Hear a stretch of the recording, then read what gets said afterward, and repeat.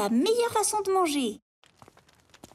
Il existe bien des façons de se mettre à table. Et une infinie variété de positions pour se remplir la panse.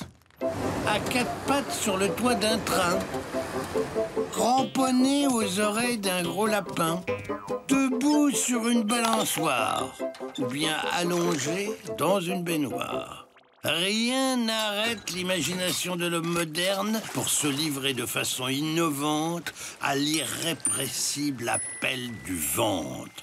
Je ne conteste pas l'efficacité de ces postures alimentaires, mais quand même, tu en conviendras, la meilleure façon de bien manger, c'est de prendre une chaise et de se mettre à table. Si possible, en bonne compagnie. C'est pas mieux, ça ? Se régaler en bavardant, en rigolant avec des amis, avec des membres de sa famille, avec des collègues de travail, avec des copains, des copines. Et c'est tout bénef pour l'estomac. Salut, c'est moi, l'estomac. Laissez-moi vous dire que j'aime bien faire mon travail d'estomac. Eh ben voilà, une bonne digestion. C'est le début d'un grand bonheur. Et puis je vais te dire, prendre un repas ne peut pas se faire à la va-vite. Ton corps apprécie les moments de calme et de détente qui lui permettent de se consacrer pleinement à ses ardeurs digestives. Et puis enfin, manger n'est ni une course de vitesse, ni une prouesse olympique. Allez, sois détendu. Garde l'esprit ouvert aux parfums et aux saveurs. Comme ça, les aliments qui vont te glisser le long du gosier, ils seront bien meilleurs à ta santé. Parfaitement. Alors, pas d'hésitation. Pendant le ravitaillement, il vaut mieux mettre le moteur au point mort et prendre le temps de recharger la chaudière sans chercher à se faire péter la sous-ventrière, ça perd les paupières. Aujourd'hui, le concombre. Sais-tu que le concombre est le grand frère du cornichon? Quoi? On me traite de cornichon? Mais non, qu'est-ce que tu vas imaginer là? Fils de concombre, va. Et l'autre, il insulte ma mère. Bon, ça suffit tous les deux. Le concombre est un fruit délicieux, élancé avec sa chair ferme et parfumé. Il a beaucoup de classe. Voyez son ravissant maillot vert strié de lignes claires. C'est un sportif, très prisé des sportifs. Pourquoi? Parce qu'il les aide à réguler leur alimentation. Pourquoi? Parce qu'il apaise la faim et la soif tout en apportant que très peu de calories. Pourquoi? Parce qu'il est gorgé d'eau. Pourquoi? Parce que la nature l'a fait ainsi. Pourquoi? Parce que, selon les statistiques, 95% d'eau font du concombre un champion olympique de légèreté. Et quand il fait chaud, c'est un légume très désaltérant. Pourquoi? Parce que ceux qui posent des questions bêtes sont des cornichons. Et toc, c'est le corniche. Tout le monde adore le concombre, il est tellement bon cuisiné, en soupe, en gratin, en beignet, en salade, en tzatziki. C'est quoi un tzatziki? Le tzatziki, c'est une recette ultra simple. Tu peines un concombre, tu le coupes en dés et puis tu le mélanges avec du yaourt. Un petit peu d'ail, de l'huile d'olive et quelques lamelles de menthe. 1 heure au frigo et hardi petit, c'est parti pour le paradis. Et puis, entre nous, le concombre possède des vertus magiques pour soigner et nourrir ta peau. Tu découpes des rondelles, tu les poses sur ton visage, ça calme les coups de soleil et ça donne le teint clair et la peau douce comme une fesse de bébé. Waouh, les stars! Oui, absolument. Le concombre est une sacrée vedette. C'est le roi de la pirouette. Et hop là, tout droit dans l'assiette, ça perd les popettes. Aujourd'hui, le haricot vert. Il était une fois une grenouille verte éperdument amoureuse d'un haricot rouge. Dès leur première rencontre, ce fut le coup de foudre. Elle le regarda, il la regarda, ils se regardèrent et ils tombèrent dans les bras l'un de l'autre. Ah, l'amour!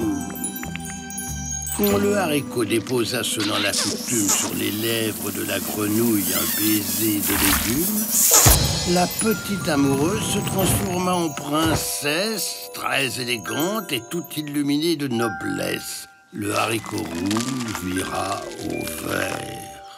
Et alors moi maintenant, de quoi j'ai l'air? Depuis cette histoire, le haricot finesse est devenu le plat préféré des princesses. Belle silhouette et taille de guêpe. Sacré haricot. Voilà un délicieux légume à l'humeur de mariole. Toujours le premier à vouloir passer à la casserole en criant son nom. Haricot mange tout, il se mange partout. Haricot beurre, il fait ton bonheur. Haricot nain, haricot malin. Il s'offre ainsi au plus gourmand, cuit à la vapeur, avec tout son croquant, en soupe ou en salade, partenaire du filet mignon ou poêlé aux petits oignons. C'est un héros de la cuisine. Tous adorent sa compagnie, que ce soit le persil, le citron ou le beurre, car le haricot est très généreux en saveur. Le haricot vert est pauvre en calories, mais riche en vitamines. Bienfaisant pour les os et la vue. Ami des artères et du cœur. Et grand fournisseur de fibres du bonheur, ces fines balayettes dont la noble mission est de débarbouiller les tuyaux du bidon. Tu en connais beaucoup, toi, des légumes exceptionnels qui possèdent tant de qualités nutritionnelles. Alors, chante les louanges, la gloire et l'honneur de ton bienfaiteur et remplis vite ton assiette, saperlipopette. Aujourd'hui, le fer. Le fer, le fer, quelle affaire! On en trouve un petit peu partout et partout un petit peu. Dans les cargos et les locaux, les clés à molette et les motocyclettes, les tanks et les boules de pétanque, et même dans la Tour Eiffel. Mais là où on s'y attend le moins, c'est qu'il y a aussi du fer dans l'organisme humain. Pas des gros morceaux de ferraille, évidemment, mais de toutes petites quantités nécessaires pour vivre en bonne santé. Sauf qu'il y a un souci. Le fer s'élimine petit peu par petit peu à chaque fois que tu vas aux toilettes. Il faut donc que ton corps se ravitaille, sinon tes réserves s'épuisent et toi aussi tu t'épuises, tu te fatigues plus vite. Absorber régulièrement du fer pour se refaire un petit stock est nécessaire. Tu vas me dire, il suffit de croquer de temps en temps une chaîne de vélo, un trousseau de clés ou un fer à repasser. Trop compliqué. Sans compter qu'à ce petit jeu, ma cocotte, tu risques de te casser les quenottes. Non, il suffit de manger des aliments qui en contiennent du fer, comme la viande, le foie, les œufs, le poisson, le persil, les lentilles, les coquillages, les épinards. Grignoter des fers à cheval n'apporte rien sur le plan médical.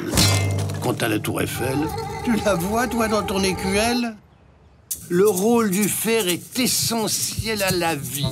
Il aide le sang à bien distribuer l'oxygène partout dans ton corps, jusqu'au bout de tes orteils.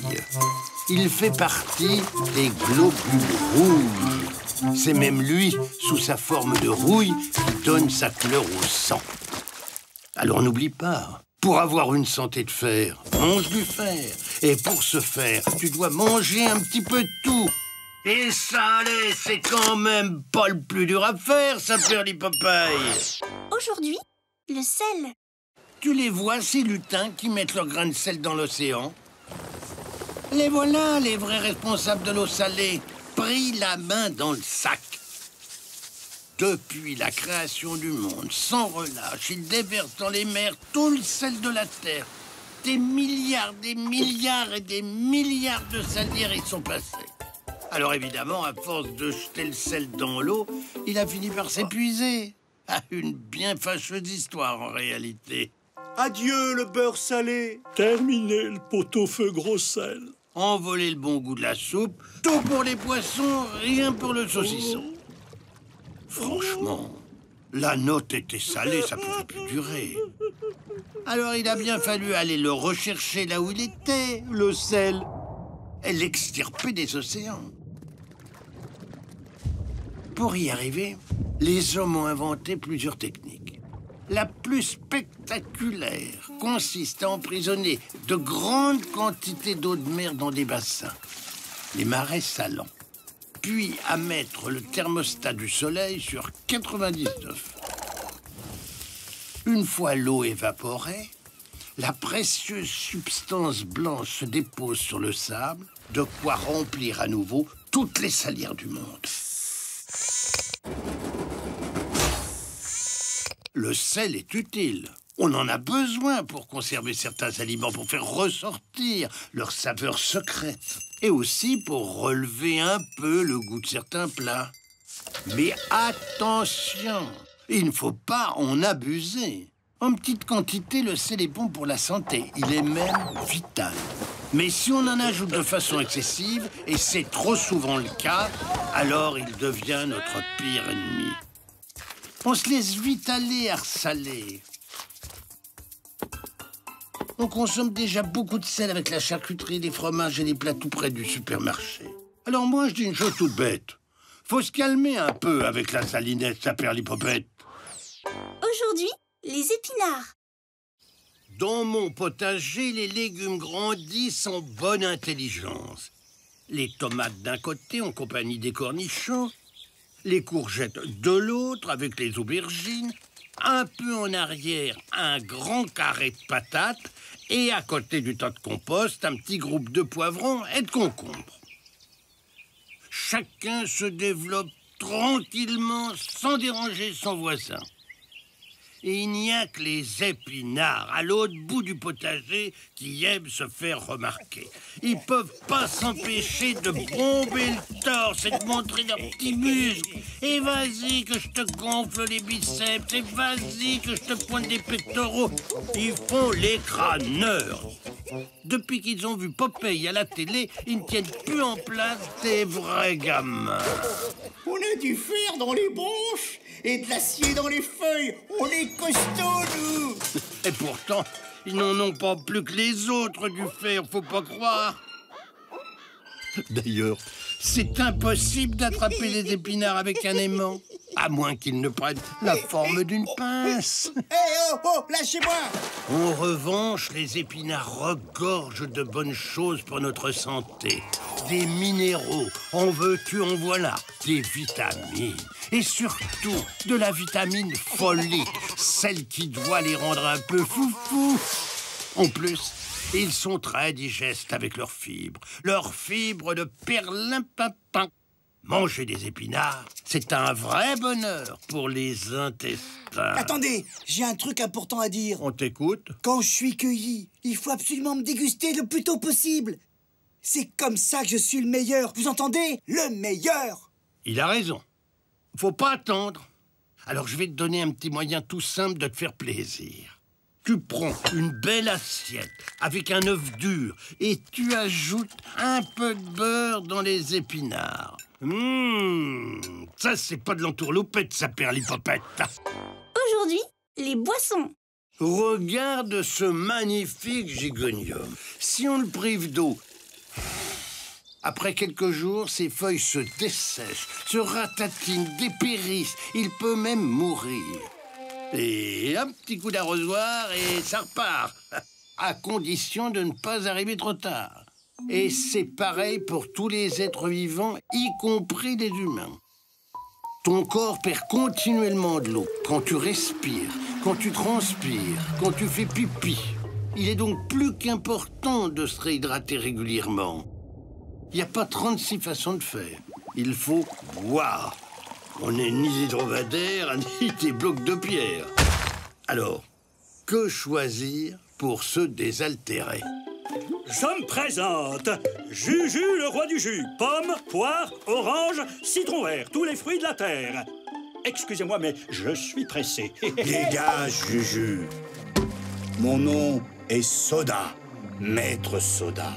Enfin, une boisson sérieuse, riche en sucre. 30 morceaux dans une bouteille. Alors, qui dit mieux? Toutes ces boissons peuvent apaiser ta soif. Mais attention, elles ne font pas que ça. Gorgées de sucre, elles diminueront ton appétit au détriment d'autres aliments. Il n'y a vraiment qu'une seule boisson idéale pour se désaltérer. Toute simple, pas chère, éternelle. C'est l'eau naturelle. Et celle du robinet, plutôt qu'en bouteille, si on veut éviter d'accumuler les montagnes de plastique. L'eau est partout dans notre corps, dans le sang pour la circulation, dans l'estomac pour la digestion, dans les intestins pour éliminer les déchets. Chaque cellule de notre corps vit grâce à l'eau. C'est notre trésor le plus précieux, indispensable. Alors, boire de grands verres d'eau pure, c'est beaucoup plus malin que de passer son temps à siroter des canettes. Saperlipopette! Aujourd'hui, les tomates. Et maintenant, celles que vous attendez tous, les délicieuses, les savoureuses, les merveilleuses déesses du potager. J'ai nommé les pomodoro, sublimes parmi les sublimes. Artistes accomplis, chanteuses, danseuses, la troupe potagère est au sommet de son art. Et pour la première fois au monde, elles vont exécuter devant vous la danse du ventre. Alors saluons nos stars gorgées de soleil. Tomates en grappe, tomates provençales, tomates à la grecque, tomates farcies, mexicana, cœur de bœuf, belle des Andes et toutes les autres. Quand la tomate a débarqué d'Amérique du Sud, au XVIe siècle, les Européens se sont méfiés. Certaines mauvaises langues ont même décrété que la tomate était un poison car elle ressemblait à la sulfureuse belladone. D'ailleurs, à l'époque, les sorcières les ajoutaient à leurs potions diaboliques. Et pourtant, s'il existe un fruit idéal, une perfection du potager, une bénédiction de la nature, c'est bien la tomate. Constituée à 95% d'eau, on ne peut pas dire qu'elle encombre l'estomac. Et les 5% restants ne sont composés que de très bonnes choses, des petits trésors de santé. Vitamines, sels minéraux, oligo-éléments et plein de pigments colorés qui nous donnent bonne mine. Plus la tomate est concentrée, et meilleurs sont ses bienfaits. En sauce, en coulis, en jus, en soupe. Elle est tout simplement indispensable. Toute la vitalité du soleil dans une délicate petite boule rouge. Ça tient du génie. Alors ce beau fruit du potager, ce joyau inestimable, est à consommer sans modération. Plus on en mange, et mieux on se porte, saperlipopette. C'est bon, la vie.